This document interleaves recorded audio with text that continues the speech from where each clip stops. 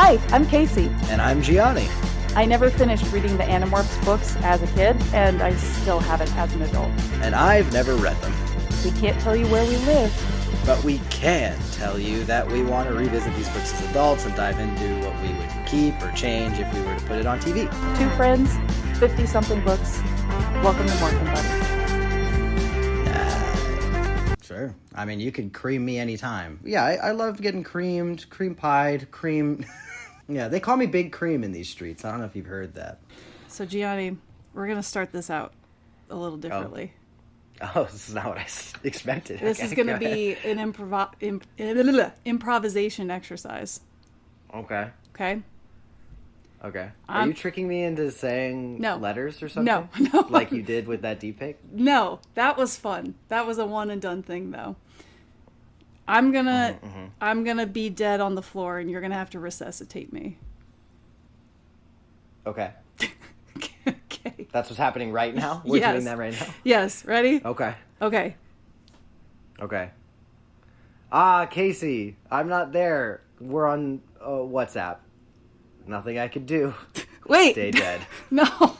You have to do CPR. You have to do resuscitation. You didn't do any other parameters for this, so I thought we were exactly where we are now. Our spatial relationship is where you're in Brooklyn. No, you gotta. As far as I'm concerned, like a million miles away. You gotta come in. You gotta heart palpitations.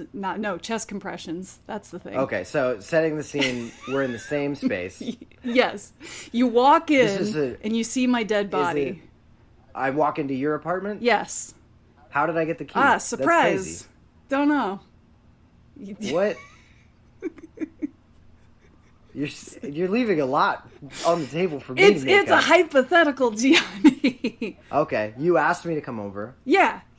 I asked you to come over. Feed your cat. Sure, my roommate's cat. Yeah, water my plants. Yeah. I got plants. Yeah, okay. All right. Yeah. So here I am. Okay. You left the key under the mat. Yeah. Oh, she left the key under the mat. Oh my God! Casey, you're dying. Quick, compressions. Oh my God. Gianni, I must have been holding my breath, waiting for this book to get good. And I passed out and died because it wasn't good. Oh, we could laugh about it now. Was that worth it? That was worth it. Okay, actually. there we go. I really like that. As a generational hater myself, that was great. Thanks. Unfortunately, this book was not. Oh, I'm so sorry. Yeah. All respect to Kay Applegate and Michael Grant and the ghostwriter of this book. All respect to you. You guys are great. Yes. This is not a reflection on you guys, but guys. We are better than this. We are better than this. Jiminy. Nothing happened in this book. Nothing happened. I texted Casey before we recorded, which I can share now to our audience. Hi, audience, by the way. I texted you before and I was like, I can't wait to record for like 5 minutes because it's really not anything to talk about. Yeah. I'm going to make a confession here and now. I didn't finish this book. What? Just kidding. April Fools. Got you. Good one. Wait, oh my God, it is April 1st. I didn't even know that. I got you. I April Fool's you. I did finish this book. Painstakingly. I fully believed you, and I was about to like have a sidebar conversation, be like, Casey, we can't record if you don't if I don't finish the book. Congratulations, you played yourself. And I was like, you should edit that out. Here I was, like ready to be like a stern but fair friend, be like, let's record another day. Let's hold this off. Hey, do you need a break? Like, no.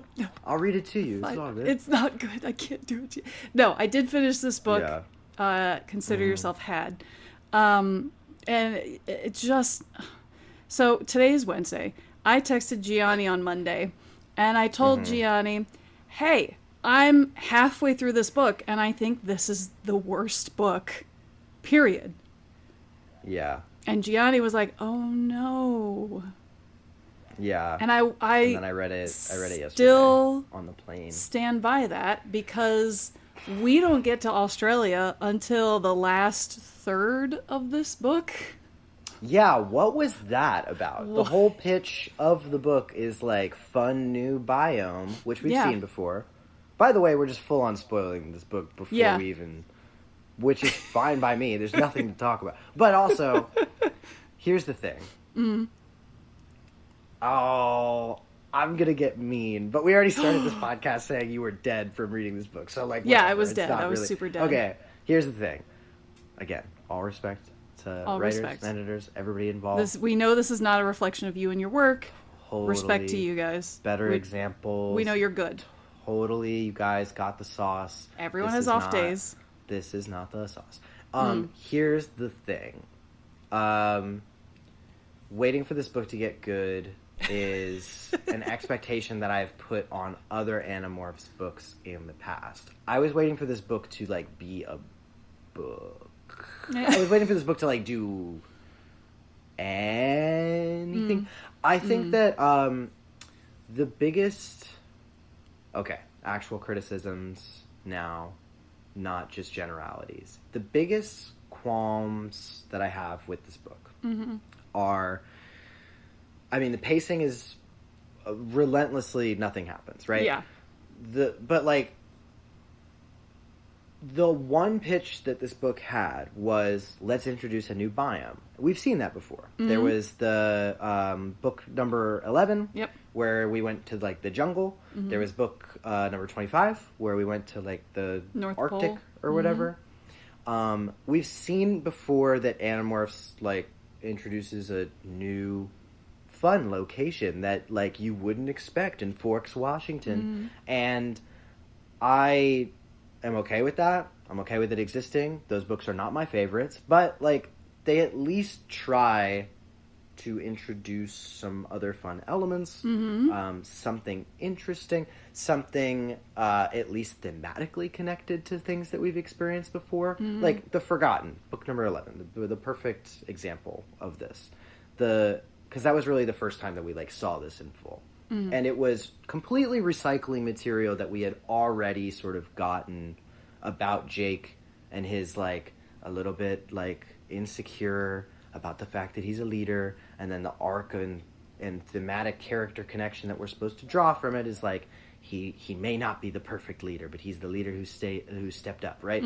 And I think that it was I don't know any other word for it, but like I was gonna say lazy. Like I think it's a lazy book, because it really is just coasting off of, we have a new environment and we're exposing them to this thing that's clearly not going to matter, especially from how they got to the Forgotten in the first place, which is like a whole other thing. But like we know that it's not going to be consequential. We know that we're recycling a character arc and an overall theme. We know that we're really not giving any new information about this. We're just kind of telling this story, but at least it makes the effort. And I think that is why like the Forgotten is not forgotten in this little head, because it makes the effort to try to be a book, to try to like put a full narrative on it where you could pick it up off the shelf. It's not going to change the course of your opinion about anything regarding Animorphs, but that's a double-edged sword, right? Like it's anybody could pick it up at any time, and you're not going to get any new information, but you're certainly not going to get anything that's going to completely deflate everything that you've already read before. Right. So it makes an effort. This book doesn't even pretend that it has a thematic connection or a correlation. It doesn't even exist in the timeline of like anything that happens. We're dealing with the military off the get-go, and I was like, okay, maybe this is gonna be like a super action heavy book. No. Nothing really adds up or makes sense. I don't know why the Yeerks are so insistent on getting the elements of this bug fighter, because if it's to imagine that the Yeerks are not invading Earth, then they're just like full on as like Yeerks, taxons and aliens, like alien bodies are literally like storming through this book constantly. They're like attacking an airplane. There's just like so many innocent people that are witnessing exactly what the Yeerks are doing. Yeah. So there's no way that it makes sense that they're trying to like get this evidence of the bug fighter to cover up their tracks. They're being way worse at making new tracks than if they're covering up their tracks. And that's if they have a reason to get this stuff at all. I'm not sure they ever do. I don't even remember why they're going after this thing in the first place. But that's literally neither here nor there. Why? I don't know why Cassie has to be the POV character of this at all. I don't know why anybody does. Yeah. But she's completely interchangeable. She has no voice or through line. No. There's literally none of the... I guess mercifully, because Cassie's been nothing but irritating as a Nazi sympathizer. But, like, mercifully, I suppose, Cassie has, like, pretty much no thoughts and opinions. Even to the point where I was hoping she would, just so I could get annoyed at something, because then at least I was feeling an emotion. Yeah. This is the most safe book that you could possibly introduce, especially this late in the series. It's kind of unbelievable. And then, like you said, too, it's like, the other offensive thing is that they wait till 2/3 of the way through the book to even do the pitch that they wrote the book for. Mm-hmm. And Australia's not that exciting, so literally it's just... All respect to Australians. Sorry, guys, if you're listening to this. It's all right. They're Australia's not that exciting, so it's what? It's like Boomerang? But it's a boomerang. I mean, Boomerang is all that the book introduces that's like cool and exciting. It's like, look at the boomerang. And also, Great. like, vaguely Aboriginal people. If I'm using the wrong term, I apologize. I'm ignorant. But I'm trying to be as respectful as possible. But they're saying these people live in, like, a little tribe out on their own in the outback somewhere. And again, this is the third time in the series. Now, I know it was a different time when these books were written. We didn't have the knowledge and information and know-how as what we have now and awareness. But seeing for the third time people who are not white, people who are not Christian, supposedly, as what the book gives us, that see our gang morphing and say, oh, my spirit ancestors. I'm sorry. Once, I'll let it slide for the time it was written. Twice, sure. All right, you tread carefully, because this is you're pushing it. Third time, it's racist. I'm sorry. And I don't think that was the intention. I don't think that was the purpose. I don't think the authors meant anything by that. I really genuinely don't. But it is the one character trait that any of these people seem to have. And then it's always they accept it. Fallback. They just accept it. And it's like, if I saw someone turn from an animal into a human, even if that's something that I believed religiously, I'd be like, whoa, it's real. You're right. You know, like, I have proof. Right.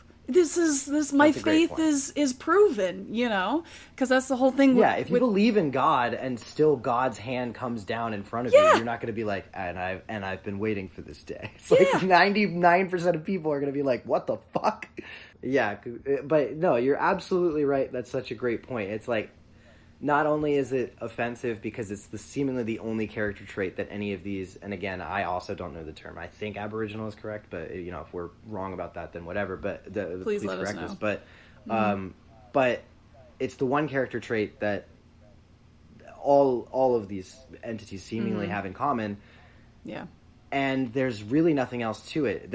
And I know that it's not intended to be racist. I know that you're right about that because they make such a painstaking effort to be like, and they're really nice people, and they they try to educate a little bit of the culture with what they had, which was nice. But what's the fucking culture in this book? It's boomerangs. But yeah, it's boomerangs. That's it. That's the only thing that this book talks about in even a remotely interesting way. It's just like, and a boomerang is pretty cool, huh? Yeah, we could have had an adventure in the outback. Where are all the crazy animals that only exist in Australia that Cassie can be like, ooh, this will be useful. This will be useful. This will be useful. And we don't, like, she could have been in, like, California for all we know, or the Nevada desert. It really, she could have been in an Outback fucking steakhouse for all I know. They did nothing to set the scene. It was insane. And they don't even actually tell Cassie where she is until even later than when they introduce the setting itself. Mind-numbing. Yeah. And there's a few things logically that I was like, this... I know it's a book, and I know it's fantasy, and I know it's sci-fi, but god damn it, this is not logical. She gets caught. Okay, let's get into the plot so we can go through this bit by bit, just very quickly, so I can get annoyed. Apparently, these Marines found a piece of bug fighter wreckage. And they're holding on to it, and our morphin buddies. Oh my goodness! Hey, folks. You guys, what are you doing here? Get out of the book. You guys are better than this. Podcast. You can't be in the book. Get out of there. Silly geese. Oh, silly gooses, all of you. So our Animorph gang decide we got to steal the wreckage because otherwise it's gonna get out that this is all real. And while we want to do that because the Yeerks keep trying to hide it, when really we could just do Gianni's idea of going on a talk show and being like, "Watch this, fuckers," and morph into an animal, and talk about the Yeerks. Bring Axe. He's an alien. It didn't help that they literally did it in a side story and then won. And then we're like, we take no lessons from this, though. Dad! So, okay, we just have to steal this bug fighter wreckage for ? So then Marines and controllers are at this airport on the tarmac, and they're starting to argue, and Cassie taunts them, is like, tee-hee-hee, let's start a fight to make a distraction. Yes, Gianni, do you have a question? Yes, Casey. I wanted to ask, did you have any sense of spatial relationship in this opening tarmac scene, or was it just a generic empty space the whole time? No. Right. I just knew there was a plane somewhere nearby and a baggage cart somewhere nearby. And also, Cassie's trying to talk and coordinate with her friends because she's separate from them because they're all seagulls. Why do none of them answer her? Yeah, she's like, guys, deliberate. Where are you? There was no difference between, because later in the book, Cassie is like, is actually by herself, and she's thinking about what her friends would be saying in certain situations that she's in, and like almost like, I can hear Marco now, and then like a Marco quote or what Marco would say. Yeah, or Rachel. Yeah, it felt no different than this opener when they were actually together and could communicate. And it was like the whole book, you might as well just start her in Australia and have her work her way back to figure out how she got here, because that at least structurally would be more interesting than experiencing it this way, because the whole time I'm just like, where are we? Why are we so bad at communication right now? What's the spatial relationship? Who are the military? Who are the controllers? And it just feels like we're not figuring anything out in any way that makes sense. They don't even do the typical like, by the way, I'm an Animorph, I can't tell you my last name or whatever, like that whole like preamble kind of thing. And they've been reinventing it in a number of different ways that are, like range from perfectly passable to like genuinely interesting. They don't even do that until chapter 2 in this book. Which is crazy. Where Cassie is turning into an animal and she's like, I know you're thinking I'm crazy. And it's like, what? You're probably wondering how I got to here. Chapter 2 and I didn't know that you were going to change and be a bird? What do you mean? Like, why would I get that far in it? That's crazy. Yeah, psychotic. Unreal. Sorry, continue with what you were saying. So they're all ignoring Cassie because the book needs it. And then Rachel bursts out of a baggage cart that somehow just decided to drive its way into the middle of it. I think Marco was driving it as a gorilla, but I'm not 100% certain. That vaguely checks out to me, but I mean, it's but it's really, none of it's important.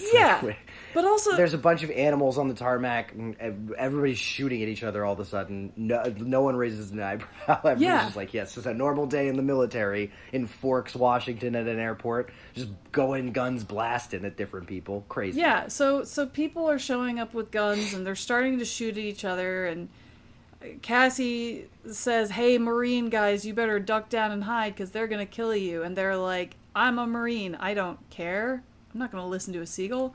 Okay, that doesn't go anywhere. That doesn't matter. Right. So Cassie ends up getting shot. She half demorphs from whatever she is, and then she runs because she's trying not to be recognized, which you started this fight, Cassie. She describes herself as like being like half bird, half person Yeah. at this point, right? Like this, like, and she's And she wants to stay unrecognizable, but if you're half human, they're gonna see you look like a human with feathers. Which, correct me if I'm wrong, would be worse, Yes. right? Why are we going after this bug fighter? It's clearly to like stop it from getting. It's a piece out of the there. bug fighter. It's a piece. It's not Yeah, even it's a not full even thing. You're right. Why are we going after it? Who gives Let a the fuck government about it? take Let it. go. Who Let the cares? government put it in a shed and look at it in Area 51. You know what I mean? Like, They have stuff. They have, like, we know that the government kind of knows that the aliens Yeah. exist at least a little bit. I don't know what's urgent about it. If it was, honestly, if it was like the cube or Yeah. something, I would get Yeah, it. that's Because at different. least then we know the stakes are like really important because that's an artifact that could actually do Change something. things, yeah. If it's a technology from the Chi, then at least like the stakes make sense because even though Lord knows I have my fucking issues with the Chi, and we'll talk about it in this book too. But like if it was at least some technology from the Chi or something, then we could at least justify the stakes in our mind Right. to be like, okay, that is something important to go after because the Chi have been like mysteriously hidden from society for like centuries.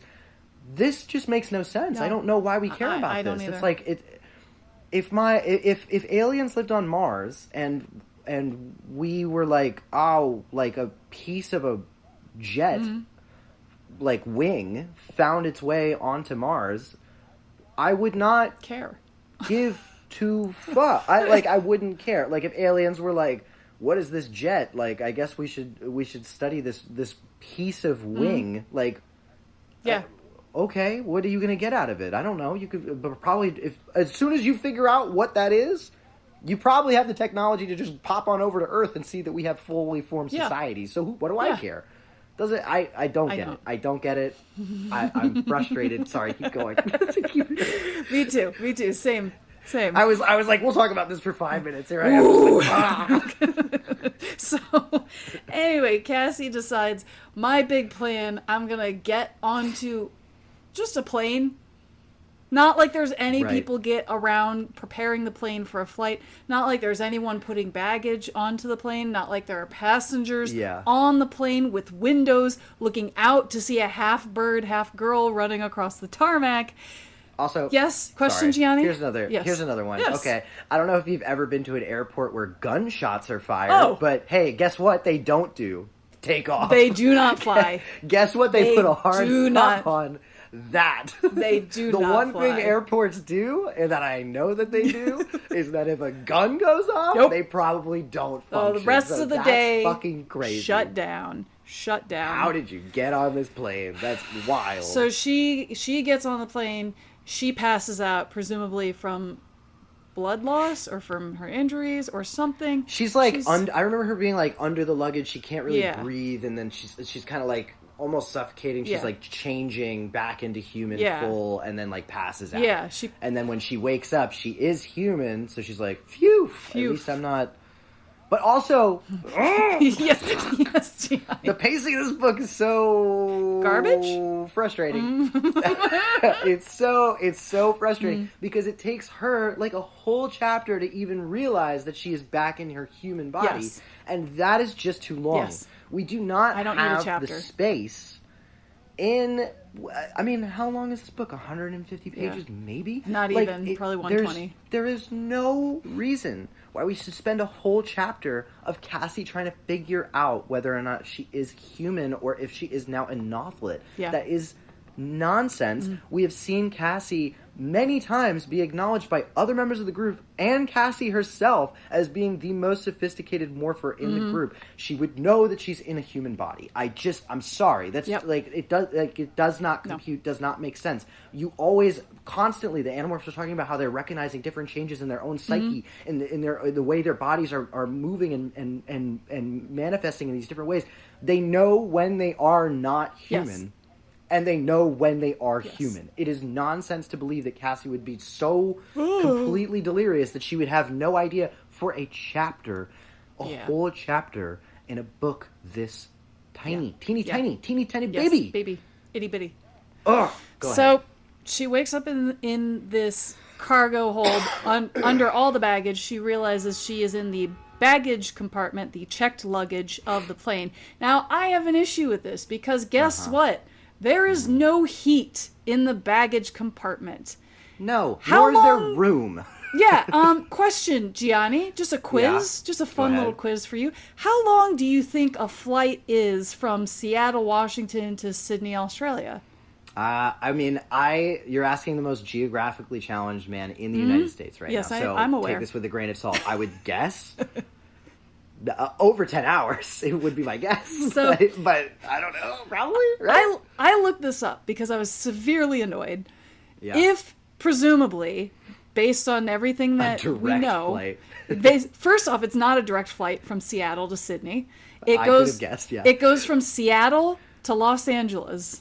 That is 2 hours. 2.5 hours, give or take some change. And granted, then we don't actually know they're in Seattle, I guess. That's true, but we know that they're somewhere in the Pacific Northwest. They're in Forks, Washington. They're in Forks, with Washington. a massive international airport. Yes, apparently. Exactly. So they fly down to LAX. So that means the planes have to change, which means the baggage on that plane, someone's coming in, taking the baggage out, leaving Cassie's body in there, putting more baggage on top of her, and then flying off to Sydney. A flight to Sydney, Australia from LAX is approximately 15 to 17 hours-ish. So I don't remember exactly what it is. I looked it up briefly 2 days ago. Fight me. It's about 15 hours. No, I mean... That is a insane. long-ass flight to be in a ripped-up leotard with no heat, no food, and no water. If there is no heat and we are flying up way high in the sky, thousands of miles in the sky, guess what? It's cold. She would have hypothermia and die. Period. She is not surviving this. Presumably, and maybe someone who knows more about these scientific concepts than I do, maybe you can enlighten us, but I would presume that wherever they keep the luggage in the cargo hold, because they do not have to house people, that it's probably not only not insulated, but it's probably not conditioned to really hold air or oxygen or atmospheric pressure or anything like that would be necessary for air transport. Therefore, how is she alive at all? Suffocated. Unless she somehow... sad and alone. My one thought was unless she somehow was in a portion where they put pets who are traveling long distance. But also, she doesn't mention any pets around her. So they're not around her, so we can presume she's not in that section, therefore she has no air, she has no heat, she has no food, she has no water, and she's suffocating under a bag. She's dead. End of book. Book is end. Cassie is no longer an Animorph because she be dead. She's dead. Right. She's dead. And I think that I think about this all the time because especially when I was doing the Bad Movies podcast, which which was how we met, but I've been a film critic for almost 10 years now. Jesus. But I say this all the time where I hate when people are like, "Oh, you're just getting nitpicky." It's like, not only am I very righteously getting nitpicky because everything deserves a level of attention and sort of consciousness, right? The attentiveness, I guess I should say, that it's justifiable that you would get nitpicky about it. I do think though that if you introduce a story element that does not make sense, what you're really doing is you're inviting the audience to ask questions rather than have an emotive experience. Yes. And as soon as any audience, and this is true for any film, this is true for any art period, as soon as anybody is asking questions about the validity of the circumstance, like how does this make sense, that it is an immediate snowball effect. There is no way to stop that train of thought. Of course, we're going to get nitpicky about the survivability of flying 15 to 17 hours all the way from Forest, Washington to fucking Australia, when already we have guns going off at a fucking airport and a bird-human hybrid running around the tarmac, and nobody cares.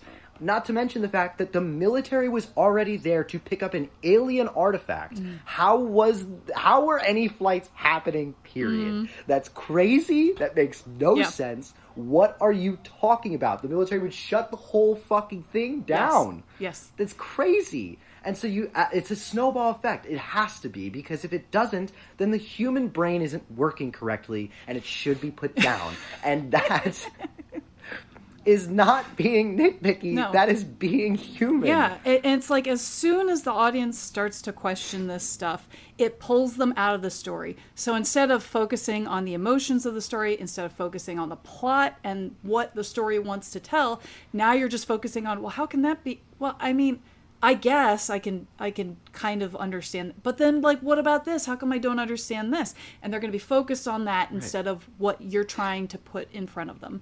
It's a distraction. Exactly. It's the same thing if you go to a theater show. It's like an amateur theater show. Somebody like knocks a glass of water off the table, and then you see the water accidentally, and you see the water dripping from the table onto the floor, and you're like, oh, that looks like an accident. Is anybody going to clean that up? And the actors just ignore it. But you as the audience member now focusing on that spilled glass of water, like that's clearly an accident. Is someone going to slip? Yes. Just takes you completely out of it. Yeah, completely out of the emotive experience. And then when you do clock back in, all you're thinking is like, wait, what's happening? Yeah, now I have to play catch up. I've spent the past 10 pages focusing on a spilled glass of water. And that's exactly what this book feels like. Exactly. Snowball is a great way to put that. Anyway, Cassie sees suddenly a green light in the plane, and we find out that the green light is just the Yeerks have a freeze ray now. And the Yeerks having a freeze ray now is a real game changer. Because why don't they use that forever? Now, if they're so intent on catching the Andalite bandits, they have a freeze ray where it can freeze an entire plane full of passengers on the way to Australia. And they don't use it for the rest of this book. We could have had Cassie in Australia destroy this freeze ray, and they'd be like, no, that was our only one. That would have given her something to do in Australia. Dude, you know what's so insane? I don't even remember the freeze ray. I'm looking through my plot synopsis, and I'm like, I remember being like freezing being like a major aspect of the novel. But I literally, I think I must have just completely glazed over, because I have several things written that are like, oh, she's pretending to be frozen. They have some sort of scanner that's sweeping through. Yeah. I remember all of that. I don't even remember the freeze ray. That's how completely distracted I guess I was. So Cass, well, first off, okay, the freeze ray freezes the planes. A human controller and Hork-Bajir get on, and Cassie decides, I'm going to morph Polar Bear to fight them and kick them off this plane. She kicks them off the plane. She almost gets sucked out of the plane. She closes the door. She's fine. Then she curls up and goes to sleep. And then she wakes up. And guess what? The same thing is happening. The freeze ray went again, and the Yeerks are now freezing the plane, and they're coming through trying to find Cassie. And so it wasn't entirely clear. I had to go back and reread it to make sure I was understanding it. The freeze ray freezes people in space and time.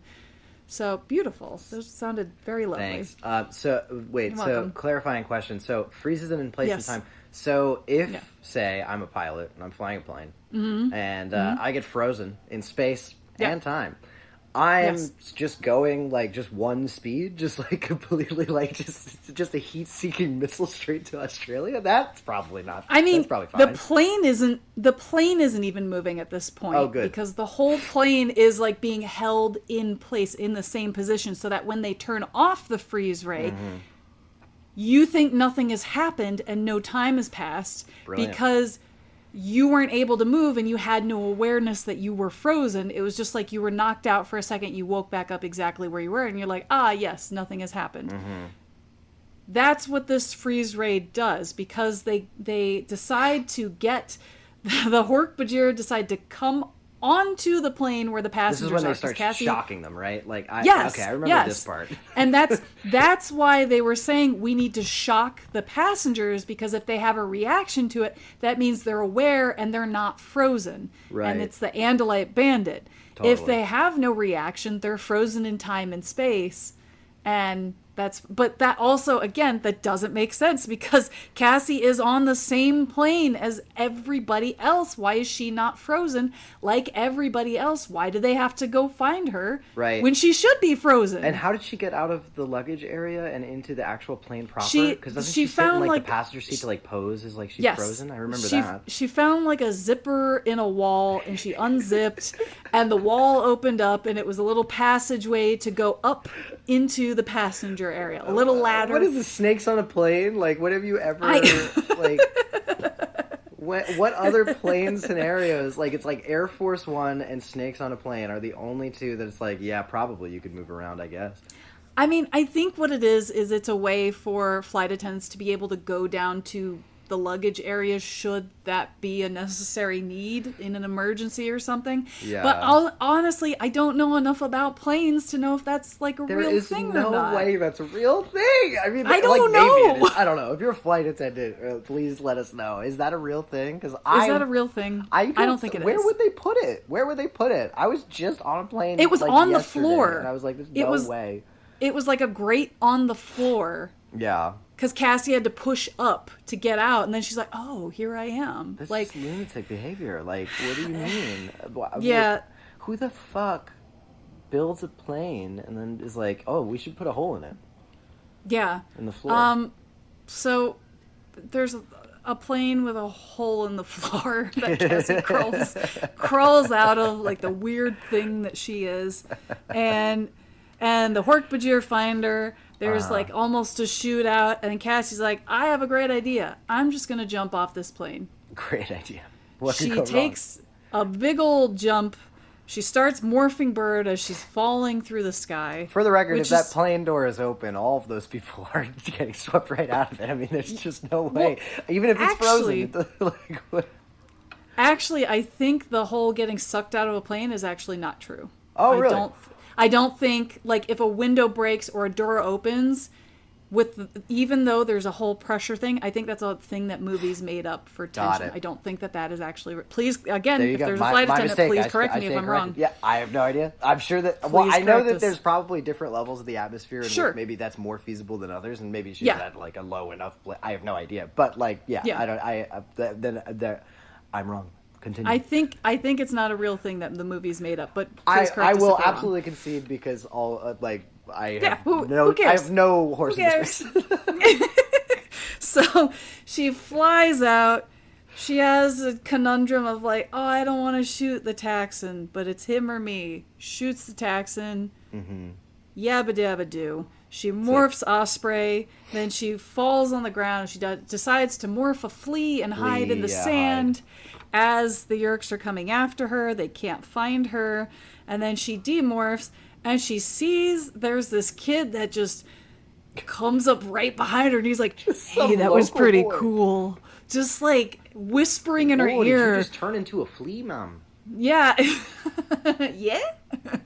Yeah. And- Go ahead. Yeah, you turned into a flea. It's not fun in an Australian accent. It just sounds normal. Yeah, exactly. Maybe I'm Yeah. just doing it bad. You could do it better. I believe in Yeah, you. I could. So I you're used to the be able to. you're the Australian kid that's close to Cassie's age, and Yeah. his name's Yami. I Yami. assume that's the right way to pronounce it, Yami. And I he don't- has I a mean, dog. It's 4 letters. pretty tough to get it. What, a soft Y? A hard Y? Yummy. I don't know. It's not really very durable. Yeah, yummy. Yeah. Ooh, Yeah, to Cassie, he is. Maybe it's like an A, you know what I mean? I don't Ooh. So Cassie's like, oh, he's kind of cute. Then she's like, oh, but I'm with Jake. I couldn't find him attractive. Oh, I'm such a horrible person. I'm like, girl, don't feel bad. You're 14. And also you Jake think he's sucks. attractive. And also Jake Yeah. kind of sucks. So he takes her to a sacred spring and he's like, hey, I saw you morph into an animal. This is what my ancestors do. And I just totally believe this. Yeah, right he calls in front it the spirits of the outback. which doesn't sound right. I could be wrong. My grandfather used to tell me about the spirits of the outback. Ah, the outback. Yeah, exactly. It's the numbers. It's the numbers. They could turn into beds. So, yeah, he shows her the cool spring, and it's full of kangaroos, and Cassie's like, I must be in Australia. And he's like, Totally. yeah, mate. You're in Australia. There we go. Yeah. And Just some place in Australia. It's not like it's a fucking whole continent or anything like that. yeah, Yeah, it doesn't matter. I think he does get more specific about it, but... Yeah, I'm not Alice sure. Springs. He says they're in Alice Springs. Yeah, Which, yeah. actually, I Alice will Springs. say, I watched a video. I wanna give this person credit because this was a very nice deep dive, and I think it would be great for other people to also watch. So there's this channel on YouTube called Pop Arena, POP space ARENA. And they do this series on the Animorphs book called Opinionated Animorphs Book Guide. And they did 2 parts for book 44, The Unexpected. Two parts? One is 16 minutes long, one is 23 minutes long. It actually clips pretty quickly. I just discovered this like yesterday, and I was like, oh, I'm curious as to like try to put my thoughts together and hear someone else talk about it. So he figured out that Alice Springs is like, so Sydney, Australia, which is where the plane was headed based on the baggage tags that Cassie saw and read. Sydney, Australia is in the lower east, southeast corner of Australia, like right on the coast. Alice Springs, Australia is like west middle of the continent.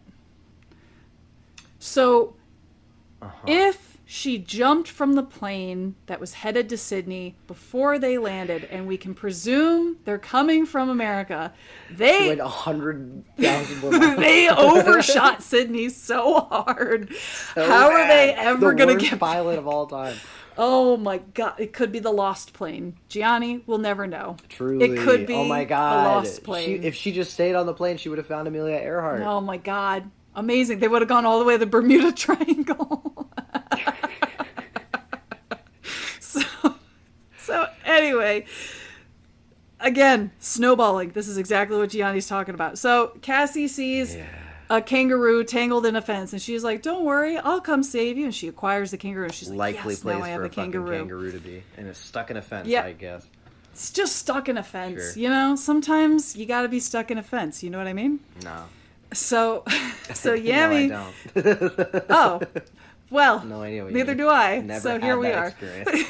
Never have I ever. Never once. Well, I guess perhaps when you're in Australia, you do as the Australians do. Which is get stuck caught in a fences. fence. Yeah. Yeah. You want to shrimp on the Or babby? be You want to get stuck in Denzel this Washington. fence? You want to stick our heads in this fence real quick? There we go. That's it. And you can be in the play that Denzel Washington was in, called Fences. Oh. There we go. Totally. That's a little deep cut for the theater nerds out Totally. there. Anyway. Yeah, the August Wilson. You don't love me, but you will respect me. Yeah. Anyway. And we are going to Outback Steakhouse. There we go. The famous line from Fences. And now we will be down backstage.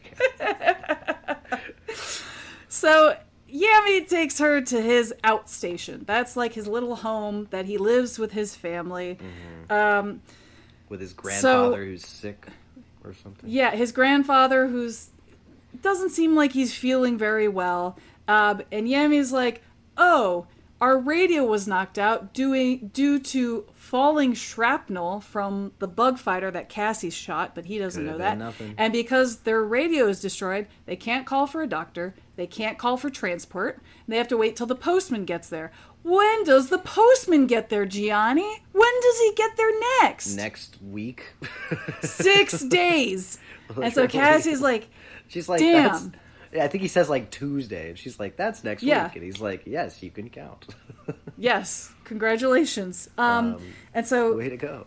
She says, where's the nearest? She sees a tourist plane flying over, and she's like, tourists. And she's up there waving at them. And Yami's like, yeah, they're going to see us as just Aboriginal people waving at a tourist plane, because sure, that's what all Aboriginal people do when they see a plane flying ahead. Yeah. And then she's like, where is the nearest like city? Where's that plane going? And he's like, oh, it's like 70 miles away. And she's like, oh, I got that. And he's like, you'll die. Yeah, it's the middle of summer. What are you talking about? It's sweltering heat. I don't know if we're in the desert. Yeah, it's like you picked a crazy day to be born yesterday, but you can't make that. That's wild. Yeah. And she's like, no, if I can morph into an animal or something that can really cover the distance, which actually, like, realistically, she probably could, but like, she could morph an osprey and be there very quickly. Instead, he gives her the idea, oh, if you were a kangaroo, you could get there, but it'd probably take you a long time to travel 100 kilometers. Right. And she doesn't think, oh, I forgot about the subplot of her doing math. Yeah, she's like... Where she's like, kilometers, I think it's like a mile. Yeah, it's close. It's a little bit less than a mile. So it's about 50 miles, she presumes. Yeah. So here's the thing. All the time when they're talking about morphing birds of prey, they talk about sailing over the thermals, and they can use the thermals to glide their way instead of just flapping their wings their entire time. So that way they can get somewhere without expending too much energy. She's in the desert in the summer, presumably. She does not. Yet? This is not yet. She doesn't think to morph bird and glide her way to the nearest city, which I'm sure would be faster than a kangaroo, because a kangaroo has limited stamina. If I had to guess, if I was a betting man. Also, you can fly. Don't they have jaguar morphs or something? Like, can't you just like run? Yes, but desert heat is different from jungle heat. When is this series humid. Respectfully? When is this series ever given? Fair point. There was like one time when they were in the Arctic and they were like, man, I'm fucking so cold. And then since then, we haven't dealt with weather problems at all. We were in space like a dozen times. We didn't give a fuck.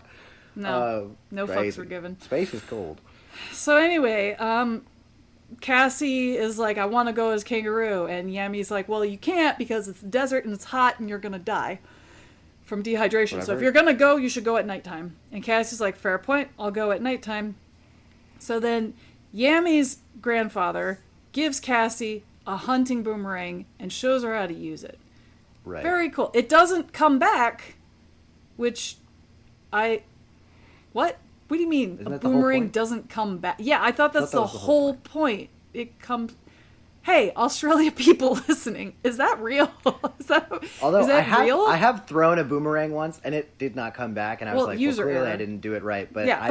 We didn't have YouTube back in the day, That's true. And I didn't know how. I was like, well, I guess I'll never figure out how to do this ever. Yeah. And then I never threw it again. Because you would think if you're hunting for food, you need that boomerang to come back if that's your only weapon. Like, you can't just lose it somewhere after it bounces off an animal. You need it to come back. You would think, but also though, if I hit something with it, if I throw and I hit something with it, I mean, it would probably land next to the body, but if you throw it and it misses, it'll come back to you rather than you having to go look in the grass for it or in the dirt for it. You know. I don't know. I could be wrong. Boomerangs in my head are either like Lynx boomerang in Zelda, or it's a fake thing. So Why don't I'm you, sure that Gianni, it's real. go look this up. Go look this up right now. Look up if boomerangs are real? No. Yes, look up. No, ask the Google if there's a type of boomerang that doesn't come back. Do boomerangs Not come back. For top search. Do boomerangs really come back? Yes. Is it all of them? Okay, hold on. What are the different breeds of I'm going to Reddit because I will not entertain AI. No, fuck AI. AI said yes, but I'm going to Fuck Reddit. AI. Yeah, The more reliable source of information. At least those are mostly people. At least it's real people. Yeah, Yeah, I like, think. Yeah. Okay. Okay, I always see things like in The Legend of Zelda. Well, I'm reading the book. I always see things like in The Legend of Zelda. You throw a boomerang and hit something, it comes flying back. Is this realistic?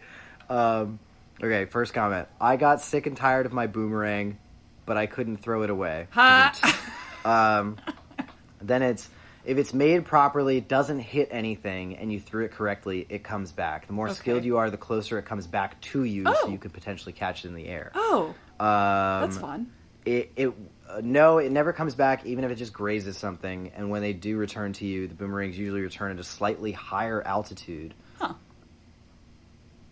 Okay. There are different types of boomerangs. Returning boomerangs are for sport and entertainment. They are not used for hunting game. If you hit something with a returning boomerang, it will affect the flight path and it will not come back to the thrower. Yeah.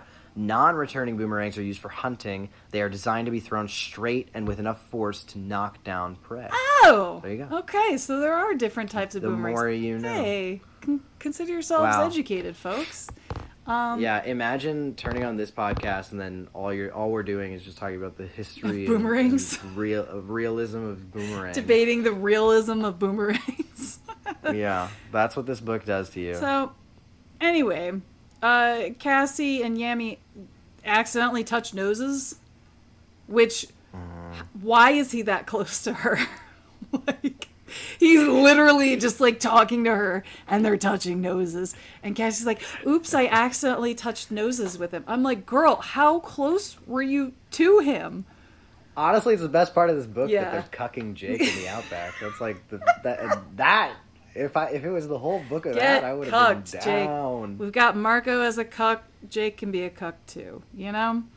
Yeah, why not? So then Gramps falls down. The grandfather doesn't have a name. We address what's wrong with him. Yeah, he's just grandpa. And he's like there's something that caught in my leg or whatever. And she looks at it. First of all, she realizes he's been pierced by a piece of the bug fighter, which in and of itself, that's crazy. Yeah. How are we not addressing that earlier? That's a crazy thing to just be limping around with. Like, that's wild. Said he found the piece of the bug fighter and he saw it was sharp, so he started using it as a knife. I don't know how you're using something as a knife and you accidentally cut yourself from the knee down to your Achilles heel. How do you accidentally gash your leg that much? I mean, well, you got long arms and tiny legs. We've all been chopping. We've all been chopping. We all been chopping before. You know what I mean? Yeah. We all been chopping. What do they chop in the Outback? Cucumbers. We've all been chopping a cactus. Are there cacti in Australia? We've all been chopping a coral reef before, and we've all had our hand completely slip all the way down our fucking leg. Yeah, I can see that. Yeah, so he's like not feeling well because it's starting to get infected, and Cassie's like, okay, instead of having a sense of urgency, I'm gonna wait for it to get more infected and do nothing while he's here suffering without a doctor.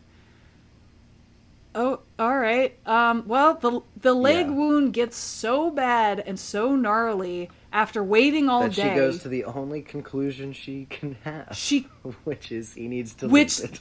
Okay, for me, this was the high point of the book because I was like, oh, they're really going there. Hell yeah, dude. That's and it's gross. It is gross, especially for a kid's book. I was like, hell yeah, dude. Animorphs is about to become the pit. Let's go. Let's go. The leg is severely purple and swollen and infected and pus. She describes pus coming out of the leg. Gross. So she's just like, hey, Yemi, you're going to have to hold Grandpa down. He's passed out. I'm going to morph Hork-Bajir, and I'm going to cut off the leg and tie off all the arteries and veins and make sure all that's taken care of. So your Grandpa Pop doesn't... Pop doesn't hide in the attic. You know what I mean? So she's... The mere fact you're calling it Pop tells me you're not ready for it. And I stand by that. Anyway, so she does that. Crazy. And then Grandpa just wakes up, looks at Cassie as a Hork-Bajir, and he's like, hey, I feel better. Thanks. Doesn't fucking ask, like, what are you? He's just like, thanks for cutting off my leg. Yeah, we've heard about these spirits in the outback. They turn into aliens. They can chop off your leg. So then... What a psycho. Then we hear outside, and it turns out Visser 3 and his blade ship have come by because they've somehow GPS located Cassie. She kept her location turned on and just throwing it out into the universe. Even though she jumped off the plane mid-flight and blew up the only one that was following her, they somehow found her. Okay. The Yeerks are so adept at finding people in this book that it's like, why haven't you been doing this the whole time? And they don't freeze her. Unless the implication is that there's like only 3 people living in all of Alice Springs, which I guess maybe the census says, but someone should look into that. I think that's important. So it's not the Saharan desert. No, there's people there. It's a city there. So like there's people there. Presumably, got to be at least 50 people. You would think so, but apparently not. No. So Cassie decides, Visser 3 is like, Andalite Bandit, I know you're in there. You better come out or we're going to start shooting everything around us. Cassie's like, all right, let me morph kangaroo. Let me take this boomerang, put it in my kangaroo pouch, which does fuck all because I don't think she actually uses it later, but okay. And she hippity hops her way out there, and she like makes a motion to Visser 3, and he's like, Andalite Bandit, and she runs away, she hops away, and then she realizes, oops, I accidentally led them to the sacred spring where there's a bunch of kangaroos. So now they're shooting all the kangaroos. And the kangaroos start fucking just boxing, drowning people in the water, fucking drown. And then Deus Ex Yami comes with like his dog or something, and his people, and they start also fighting the Yeerks. His people, right? Which again implies that more than 3 people are currently present in Alice Springs. So why the fuck did it take us so?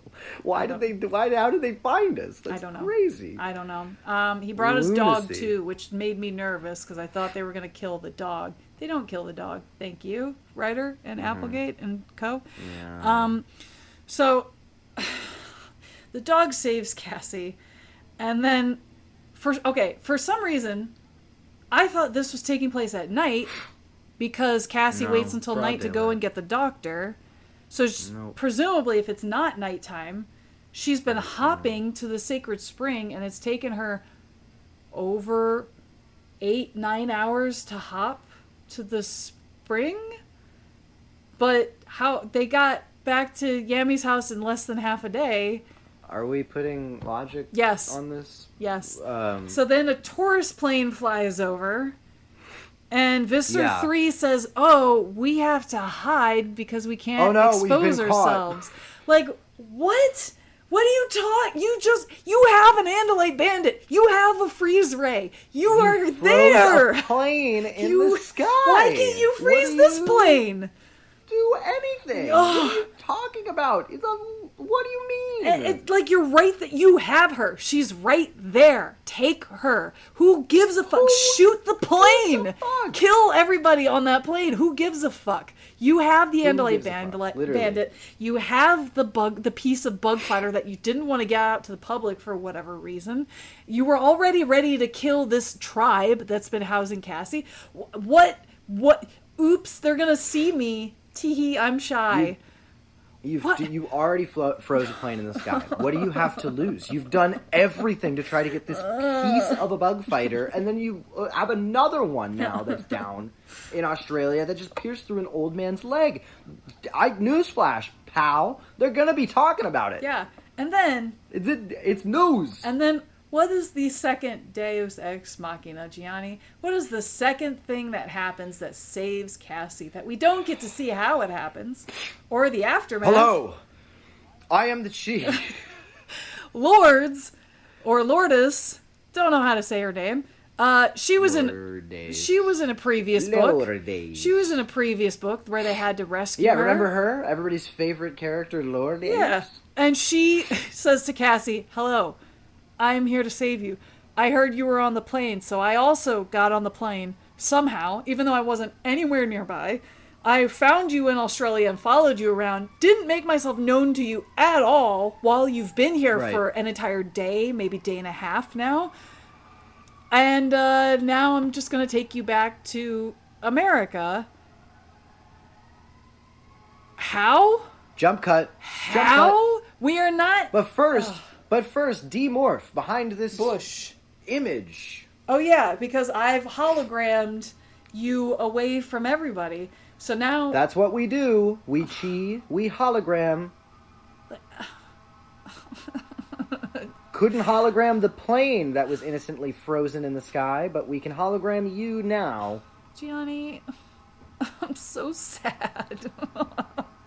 Why? What is this? What is... I mean, like it was tough. It was a tough read, but the more we talk about it, the more I'm like, wow, this was bad. This is bad. Really? I'm sorry. I don't like to criticize people when I know that they're capable of good work.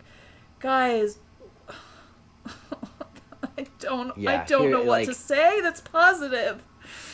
No, the thing is like, this shouldn't, like, the fact that this got published at all is, like, shocking. Really, yeah, like, I mean, this is, like,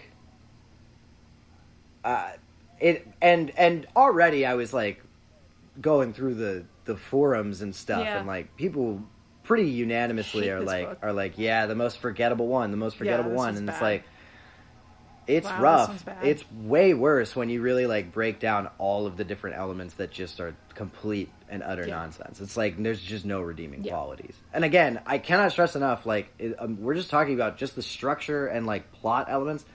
There's not even a redeemable, like, there's not a lesson. There's not a, hey, it was nice to learn your culture from you before I leave. Nothing. Lourdes. At least when Rachel crashed that plane into that building, like, at least that was, like, funny. It was. That was funny. Take us back, Gianni.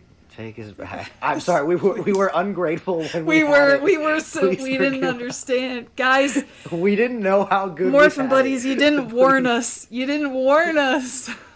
You did not tell us. You did not. We had to learn. I want to go back underwater to the incest. And the small DNA pool. Take me back. Anything else? I apologize to the other Animorphs books. I was too hard on you. I did not realize the fall from grace that we could have. Listen, everybody is capable of good work. Yes. Some things are just a better example of it than others. Yes. And we are sorry if this is too tough a love, but also, guys, let's lock in here, because this can't happen. We can't do this again. This can't happen. If I'm the editor and publisher of the Animorphs books, I would get this across my desk and I would go, okay, take it back. Yeah, this is not... Take it back. Tinker with it a little bit. This is the lowest of the low, I think, Gianni. I hope this is the worst book in the series. Please, if it's not, I would be surprised. Please tell us, and don't lie to us. I'm going to be upset if you lie, and God will put you in hell if you lie. If you believe in that sort of thing. Please tell us this is the worst one. Please confirm. But yeah, so then she's just back. Then she's suddenly in America. She's back, and and then they went to get a postcard from the zoo. Wait, they say the Marines from the airport took the piece of the bug fighter, ran off with it somewhere into the woods, and no one's seen from them, heard from them, no one's found them. They're just gone. And Jake says, well, I guess that solved itself. And I'm like, shut up! Shut up, Jake! Why were we here? Well, it was... If it was not that important, why were we even here in the first place? Why are we talking about? But she gets a postcard from the zoo. And she writes, no worries on it. Because, and she doesn't sign it. She's going to send it to Yami. And she says, he'll know. And then she presses her titties on it to leave an imprint and then sends it off to Yami. Honestly, that would have been awesome. Yeah, it would have been nice. That would have been... And then that was this book's not getting made. Or if we're making it, we're putting a plot in it. But I want to go to Australia. I think it would be great to go to Australia. There's so much potential. We're not doing this plot. This plot is stupid. There is no plot. There is no lesson. There is no reason for this to exist. No. It's not happening. I mean, this goes beyond, like, my justification and arguments of other Animorphs books where I'm like, I don't know if it's necessary. This is so detrimental that, like, if you include this in, like, an adaptation for a TV show, then, like, you have no audience. No. There's no. This is. Why would you? Unless you have Tim Robinson tank play all Cassie. of the goodwill. That is still an option on the table. It is still an option on the table that could save all. No, Tim Robinson does still make more sense as Rachel. Just yes, by nature with of things, the outbursts. But I wouldn't be upset at that. I would not be upset. This is silly Billy nonsense. But not fun, not in a fun way. No, it's not in the devil may care. It's way. fun to talk about in the sense that now I feel relieved, like a burden has been lifted. Yes, that is. But it is not. It's out of the system. It was not fun or enjoyable. No. I'm sorry if this is your favorite book or if you think it's not that bad. There are Please zero tell us why. people on Earth that would believe that. There are zero, and I'm convinced of that. And if you are one of those people, reach out to us. You have to. Through the veil of the void, because you're you're in another dimension. You don't exist in our material plane of existence, and you have other fish to fry, and you should probably not be emailing us. But email us. But if you feel so inclined to step out of the veil, reach through heavens and earth, and grace us with your presence, you can always email us at morphinbuddies@gmail.com. That's MORPHINBUDDIES at GMAIL.com. One day you'll put it in. I won't. How I did it once for Christmas for the holidays for you. I did it once for the holidays for you. That was your gimme. That was your holiday gift along with your Venusaur. How's your Venusaur doing, by the way? It's amazing. Still in its nice little gorgeous encasing. It's fabulous. Love that for you. Love that thing. So let's go to the next book, which, Gianni, I already know you're gonna hate this cover. Oh no! Like, am I gonna hate it in like a funny? It's called The Revelation, right? Yes. Ugh! I knew it. I told you. Oh. No. Well, no. Why? No. What? Ew, no, ew. What's happening with this little tush in the third one? Oh, he's throwing it back, Gianni. No. He's throwing it back. No. Yeah, he's throwing that little tush back. No. Don't. Ew. No. Stop. Ew. Oh, I don't want to look at it. Who is it, Gianni? Oh, it's Marco. Uh-huh. Oh my god, he's turning into like an ant. Oh my god, yeah, he's turning into an ant. Oh my god, the legs are so long. Look in the third one, look at the fingies. Look at the fingies at the end of the leg. I can't. It's just glorious. We've got Marco standing, and then he's suddenly got his arms in like a Goomba pose. And he's morphing into a little ant. And Gianni is It should be the revulsion. The revulsion for Gianni. All right, Gianni. What do you think the revelation is going to be about? Oh my god. I hope it's about the revelation that, like, we should never morph ants again. Oh my god. Oh wait, you didn't say the tagline at the top. What's the tagline? I have to zoom in on it? I have to look at it? Oh my god. You have to read the tagline at the top. Okay. Oh no, his eyes are like, right there. Okay. You got it. I got it. I'm pretending the rest of it doesn't exist. Sometimes there's no escape, even for the Animorphs. I think I threw up in my mouth. So what is this one about, Mr. Gianni? Oh my god, sometimes there's no escape, even for the Animorphs. Okay. The revelation. Sorry, my brain is not functioning. It's broken. Like looking at it. Oh my god. Okay. Okay, what did I just say out loud? I can't look at it again. Revelation. Sometimes there's no escape, even for the Animorphs. And it's called the revelation. Okay, the revelation is that there's no escape. Whoa, how'd you figure that out? How'd you figure that out? Sometimes there's no escape even for them. Okay. It's about ants. It's called the revelation. The revelation is that they're stuck in an anthill, and there's no escape from the anthill. They have a revelation that they're stuck in an anthill. Gianni, do you remember that viral video where the guy poured molten lead into the anthill and then killed all the ants in there and then pulled it up so you could see how complex anthills are? No, I don't remember that. That's crazy. That's this book. That's all it is? There's a viral video out there that came up on my feed, weirdly enough, and that's what it was. And I was like, I remember this video. And anyway, neither here nor there. So I'll read you the back cover synopsis. Okay. Things were already really weird. Fighting aliens, battling to have Earth, and still trying to be normal. Marco, the other Animorphs, and Axe are almost used to it. Almost. But things are changing. The Yeerk invasion of Earth started out passively, secretly. But now, everything seems to be stepped up. Even Marco's father is talking about some top secret project in his job. Something about developing zero space. Marco doesn't even know whether his father is a controller, but he does know he's not going to let the Yeerks win this one. They've already got his mother, and Marco will do anything it takes to save his father. Anything. ...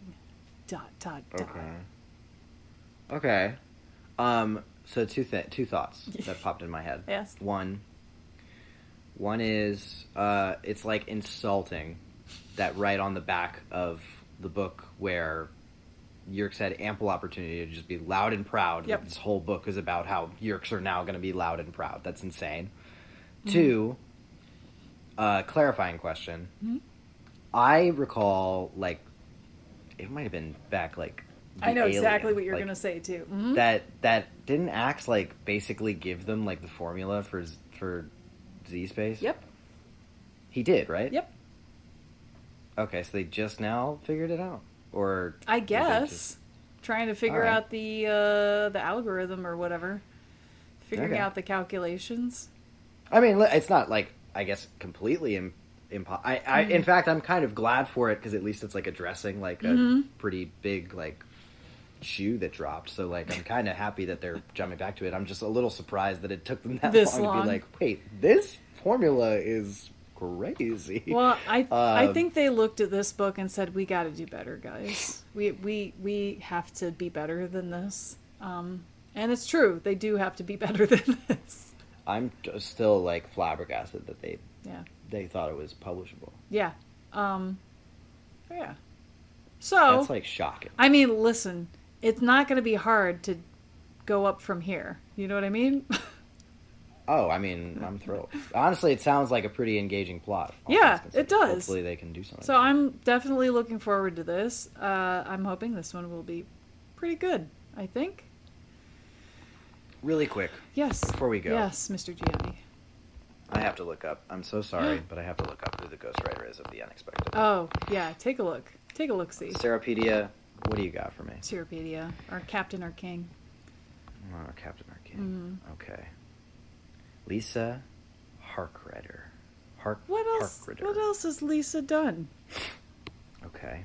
And I'm not asking to be facetious. I know that sound. I realize that sounded facetious coming out of my mouth. Of like, what else has this bitch done? Like, no, that's not. That's not what I'm trying to get across. Are you ready for this? I am ready. Okay.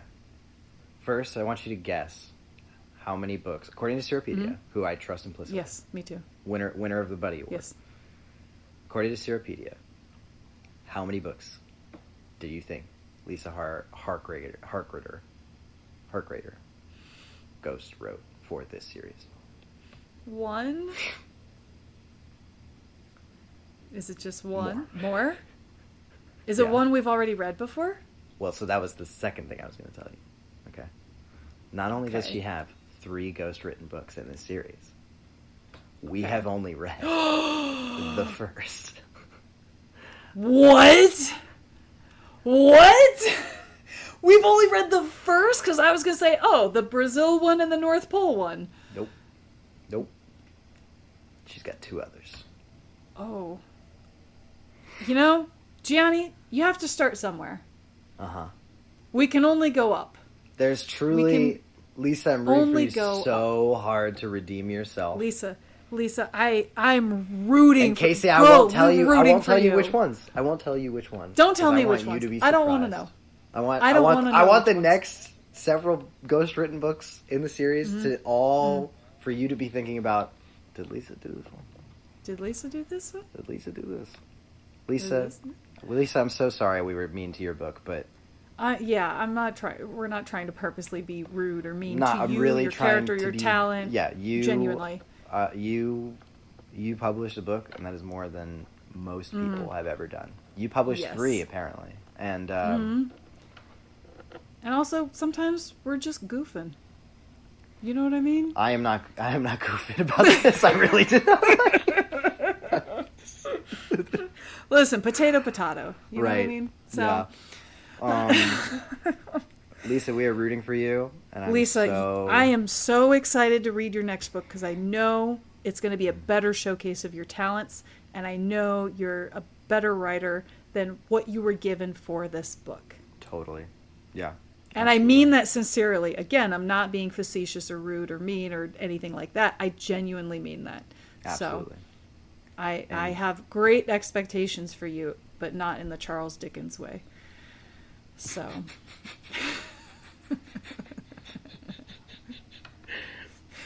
Charles Dickens got paid by the word. I don't think the authors are getting paid by the word for these books.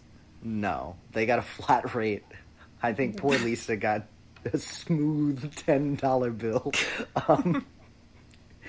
which is more than I have, but yes. That is definitely what happened. Anyway. I feel like I kind of talked myself into a little hole here, but it's all right. I hope you guys understand where we're coming from. You're the editor of this show. You can do whatever you want. You could cut out everything that you don't like. I could just not publish this episode and say it was bad. Period. And that's just I just upload a sound of just the breeze and the wind. Calming ocean. Perhaps some in the back, That was good. Yeah. Some bird sounds. So, anyway.